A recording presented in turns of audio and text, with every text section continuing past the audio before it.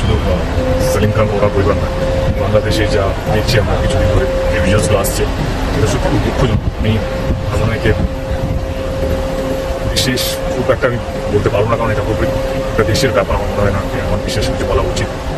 এটুকু চাই কি বাংলাদেশে আবার শান্তি ফিরে আসুক, মানুষ যেন আবার শান্তিতে থাকতে পারে এবং যেই ভালোবাসা নিয়ে বা যেই আনন্দ নিয়ে আসতে এদের সঙ্গে সেই যেন শান্তির আবার যেন ফিরে আসে। প্রডিউসার সাহেবের সঙ্গে লাস্ট কথা কখনো যদি শেয়ার করেন ওরকম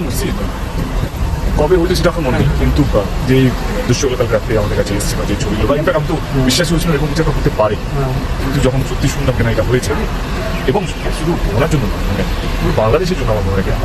কি একটা খুব কঠিন সময় দিয়ে যাচ্ছে। আমি শুধু এটুকু বলবো যা বাংলাদেশের প্রত্যেকটা মানুষ, কারণ আমি বাংলাদেশে বহুবার গেছি এবং আমার খুব প্রিয় একটা জায়গা এবং আমার এক্সপিরিয়েন্স সত্যি খুব খুব খুব ভালো। এবং শুধু বাংলাদেশে নয়, অনেক বাংলাদেশি আছে যারা দেশে থাকে, দেশে আমি ইউটিউবে বেড়াতে যাই বা লন্ডনে হোক বা আমেরিকায় হোক, ওনাদের মতন ভদ্র শান্তিপ্রিয় মানুষ কম দেখেছি। আমি একটু অনুরোধ করুন আপনাদের মাধ্যমে যারা যারা শুনছেন, বাংলাদেশে যারা যারা এখন শুনছেন, আমি সবার কাছে প্রার্থনা করবো যেন বাংলাদেশে শান্তি যেন আবার ফিরে আসুন, মানুষ যেন আবার ওই ভালোবাসার মধ্যে যেন পেয়ে